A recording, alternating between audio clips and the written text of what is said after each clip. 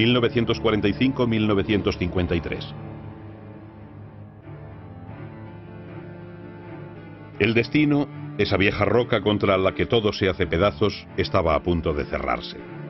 El 8 de mayo de 1945, el armisticio de Reims puso fin a la guerra. Una semana antes se había suicidado Hitler en el búnker del Reichstag. Desde unos días antes, se balanceaba colgado boca abajo en la Piazza Loreto de Milán el cuerpo de Benito Mussolini. Sobre el cementerio humeante de Europa deambulaba una población angustiada y famélica. A ello contribuyó la revisión de fronteras, los corrimientos de pueblos, la discriminación y el resentimiento.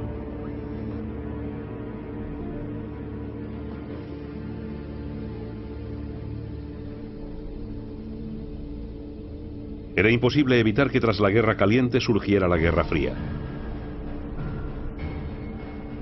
En marzo de 1946, Churchill había dicho: de Stettin en el Báltico a Trieste en el Adriático ha caído un telón de acero que divide el continente. Europa buscó refugio en su unidad.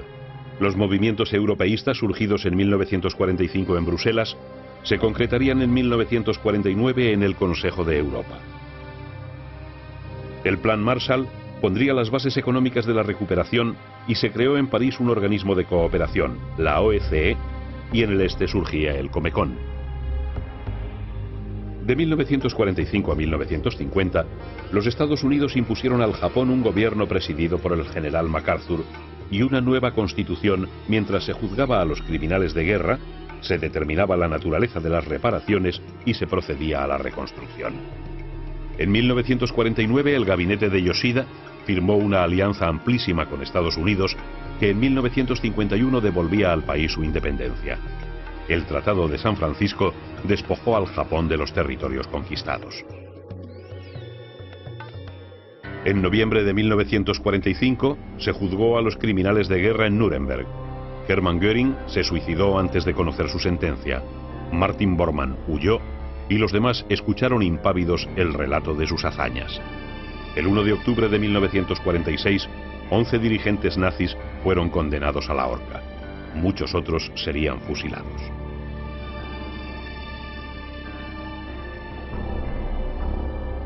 En la URSS, la victoria consolidó la tiranía de Stalin. En 1946 se redactó una nueva constitución y se reorganizó el gobierno. Bulganin, ministro de Defensa desde 1947 y secretario del Comité Central, controló el ejército y el partido. 2 años después, a la muerte de Zdanov, entraron en escena Malenkov, Beria y Khrushchev. Se dio prioridad a la industria pesada, nuevamente más cañones y menos mantequilla. El cuarto plan quinquenal impulsó la construcción de viviendas, carreteras y ferrocarriles. Se fomentó el rearme y comenzó a explotarse Siberia.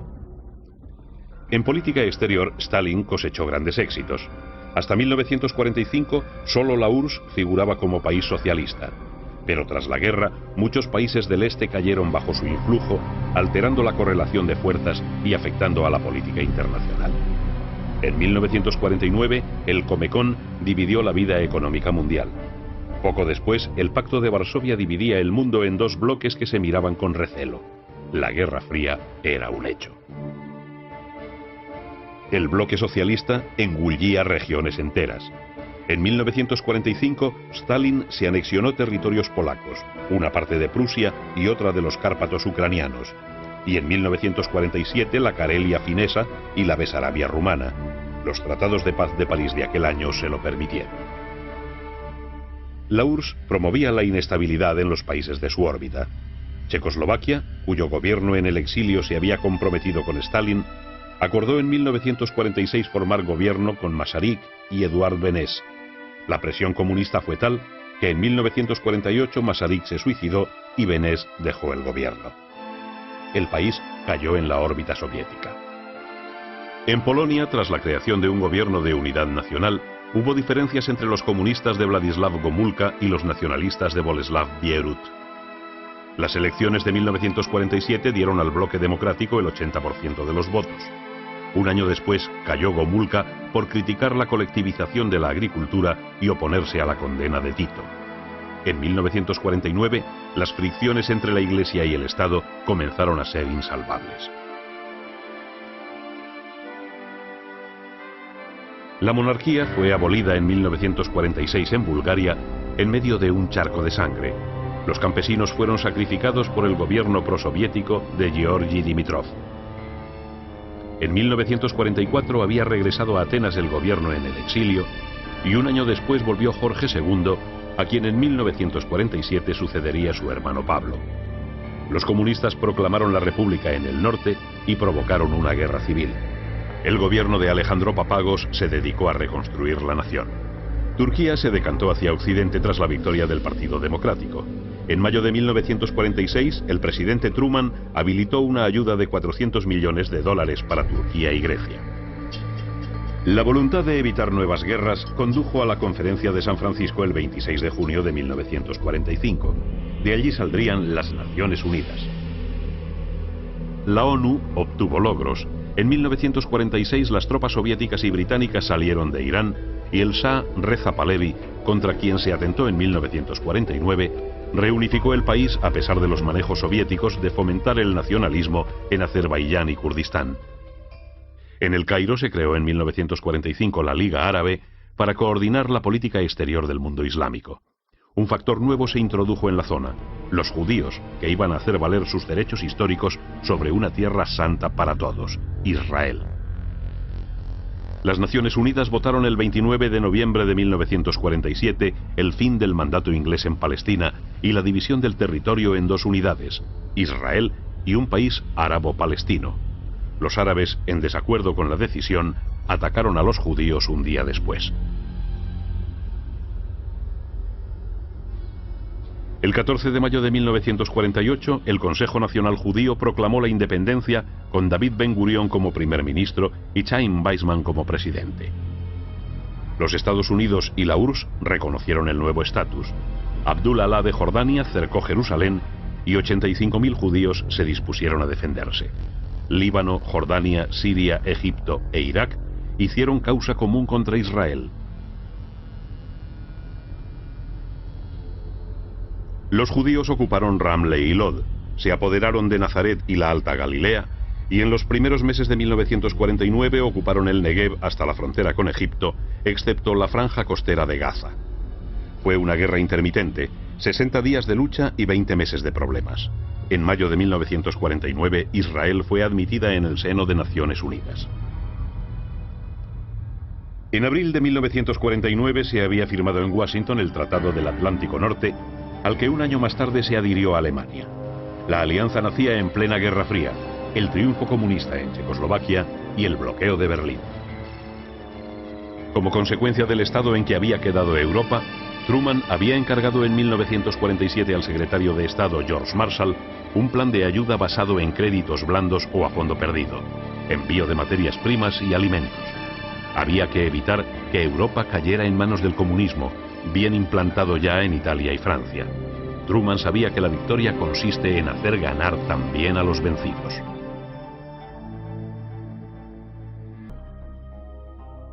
Italia inició su reconstrucción con la ayuda de Estados Unidos, pero perdió Istria, que pasó a Yugoslavia, y su imperio colonial, Libia, Eritrea y Somalia.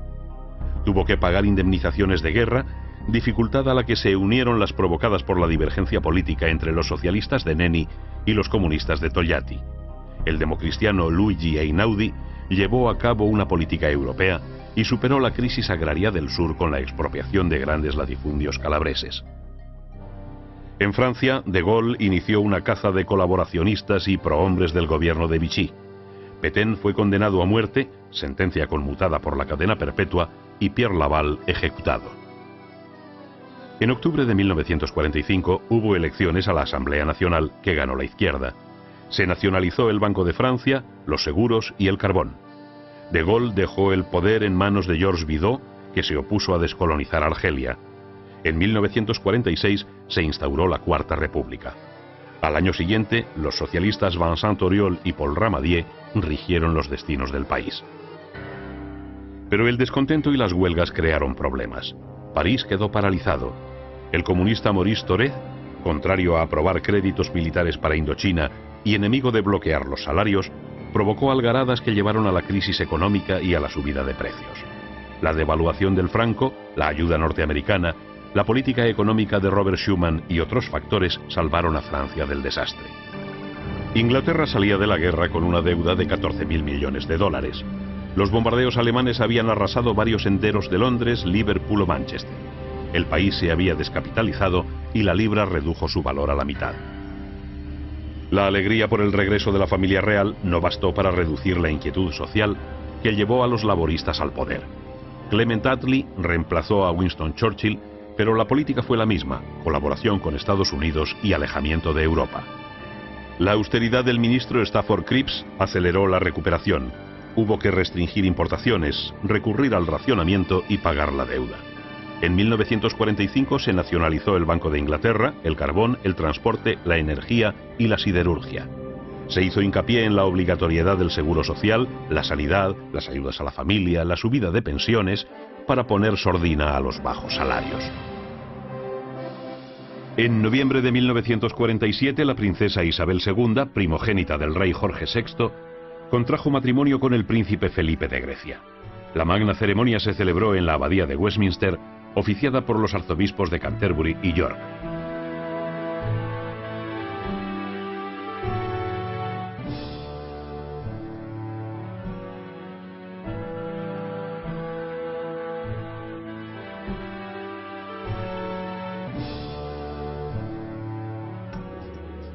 En 1947, el ministro de Exteriores, Bevin, transformó la Commonwealth en una asociación de estados independientes. Se creó un gobierno de transición en la India que dio paso en 1947 a su independencia en medio de los enfrentamientos entre hindúes y musulmanes. Gandhi cayó asesinado en Nueva Delhi, víctima de aquel clima de violencia.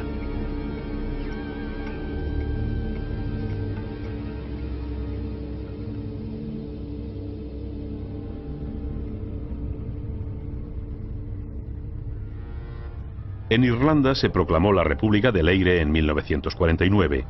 Cuando en 1951 Churchill recuperó el poder, Inglaterra no se había resignado aún a dejar de ser considerada un imperio. Las tropas británicas ocuparon Suez ante la negativa egipcia de continuar con el tratado que Londres había impuesto. Ya eran otros tiempos.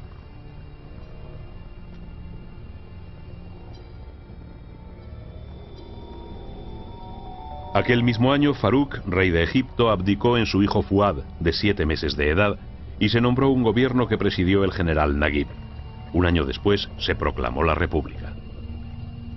También Alemania salió de la guerra arruinada.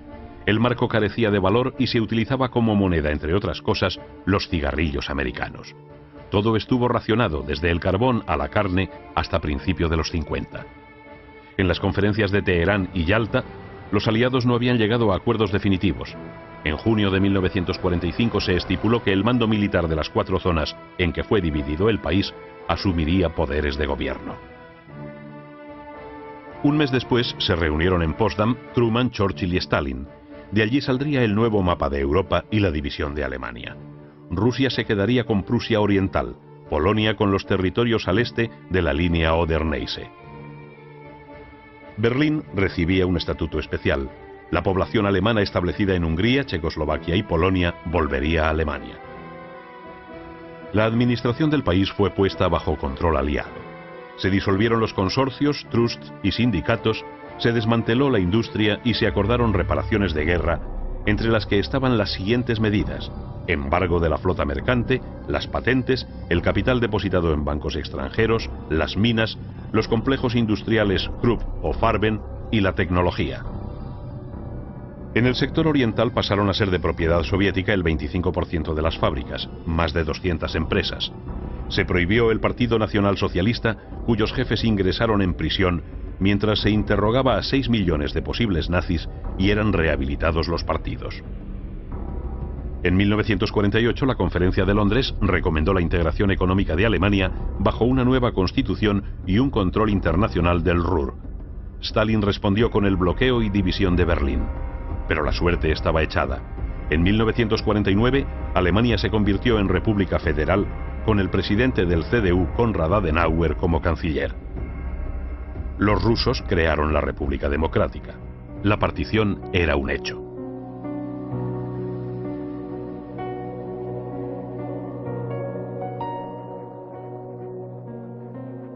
En Oriente se inició el proceso descolonizador.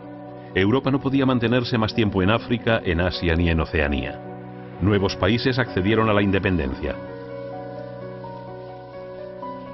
El paralelo 38 dividió Corea en dos. El norte se organizó en un frente popular y el sur formó un gobierno militar pro-Estados Unidos. Tras las elecciones a la Asamblea Nacional en agosto de 1948, nació Corea del Sur con Syngman Rhee como presidente y se proclamó la República Popular de Corea del Norte con Kim Sung como primer ministro. Las tropas extranjeras se retiraron, dejando una frontera caliente. El norte violó el paralelo 38 en junio de 1950 y Seúl quedó a su merced. Los Estados Unidos solicitaron la reunión del Consejo de Seguridad, que envió tropas.